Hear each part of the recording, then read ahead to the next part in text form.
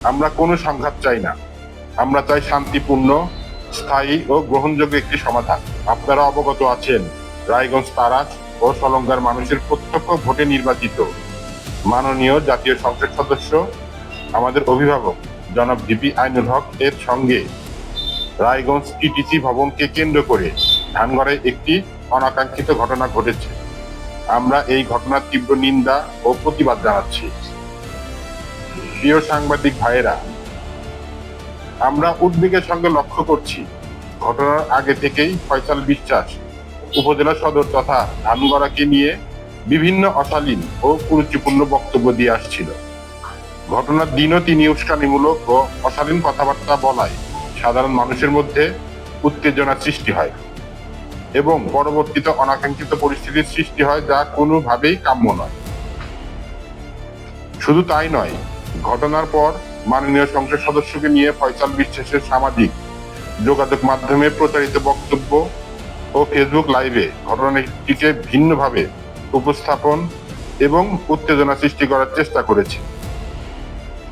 ঘটনার পর উদ্বেগের সঙ্গে লক্ষ্য করছি, মাননীয় সংসদ সদস্যকে ভুল তথ্য দিয়ে রাজনৈতিক প্রতিহিংসার শিকার করে রায়গঞ্জ উপজেলা বিএনপির সাবেক সভাপতি ও রায়গঞ্জ পৌরসভার প্রতিষ্ঠাকালীন প্রশাসক মরহুম নুরসাইদ সরকারের ভাতিজা, মানবাধিকার কল্যাণ ট্রাস্টের সিরাজগঞ্জ জেলা শাখার সভাপতি, রায়গঞ্জ উপজেলা দুর্নীতি প্রতিরোধ কমিটির সদস্য ও মানবাধিকার কর্মী জনাব কামাল সরকার এবং মরহুম নুরসাইদ সরকারের নাতি, বৈষম্য বিরোধী আন্দোলনের রায়গঞ্জ উপজেলার সাবেক আহ্বায়ক ও 24-এর আন্দোলনের অন্যতম সম্মুখ সারির যোদ্ধা শ্রাবণ সরকার সহ 15 জনের বিরুদ্ধে মিথ্যা মামলা করা হয়েছে।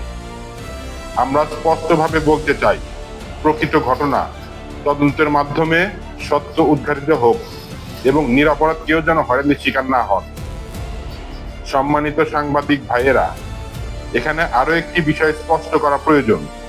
যে পরিবার ও ব্যক্তিরা অতীতে মাননীয় সংসদ সদস্য ভিপি আইনুল হকের পক্ষে একাধিক নির্বাচনী মাঠে গুরুত্বপূর্ণ ভূমিকা রেখেছেন, আর সেই পরিবারের সদস্যদের বিরুদ্ধেই যদি মামলা ও হয়রানির অভিযোগ ওঠে, তাহলে বিষয়টি স্বাভাবিকভাবে আমাদের মধ্যে গভীর উদ্বেগের সৃষ্টি করে।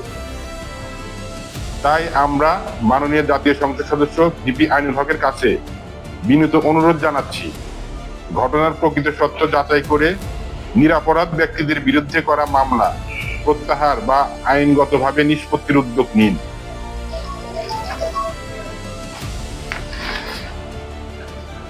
প্রশাসনের প্রতি আমাদের জোর দাবি, ঘটনাটি নিরপেক্ষ, সুষ্ঠু ও স্বচ্ছ তদন্ত করুন।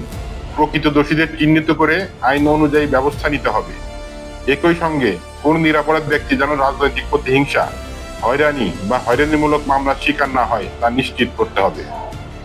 প্রিয় সাংবাদিক ভাইয়েরা, টিটিসি ভবনকে কেন্দ্র করে ইতোমধ্যে একাধিক অনাকাঙ্ক্ষিত পরিস্থিতির সৃষ্টি হয়েছে। আমার পরিবার সহ উপজেলা সদরের অনেক মানুষ মিথ্যা মামলা ও হয়রানির শিকার হয়েছে, যা অত্যন্ত দুঃখজনক। আমাদের বক্তব্য অত্যন্ত পরিষ্কার, আমরা কোনো সংঘাত চাই না। আমরা চাই শান্তিপূর্ণ, স্থায়ী ও গ্রহণযোগ্য একটি সমাধান। উপজেলা সদরের মানুষের দাবি বিষয়টি মাননীয় সংসদ সদস্য গুরুত্বের সঙ্গে বিবেচনা করবেন, এটাই আমাদের প্রত্যাশা। সরকারের বিধি বিধান, প্রশাসনিক সুবিধা, জনগণের মতামত এবং এলাকার সার্বিক স্বার্থ বিবেচনা করে টিটিসি ভবনটি উপজেলা সদরে স্থাপনের বিষয়ে কার্যকর উদ্যোগ নেওয়ার জন্য আমরা মাননীয় সংসদ সদস্যের প্রতি আহ্বান জানাচ্ছি। আমরা বিশ্বাস করি, আলোচনার মাধ্যমে এবং সকল পক্ষের মতামতকে গুরুত্ব দিয়ে এই সমস্যার একটি শান্তিপূর্ণ ও গ্রহণযোগ্য সমাধান সম্ভব। পরিশেষে সম্মানিত সাংবাদিক ভাইদের প্রতি আমাদের বিনীত অনুরোধ, আপনারা সত্য, নিরপেক্ষ ও যাচাই করা তথ্য জনগণের সামনে তুলে ধরুন।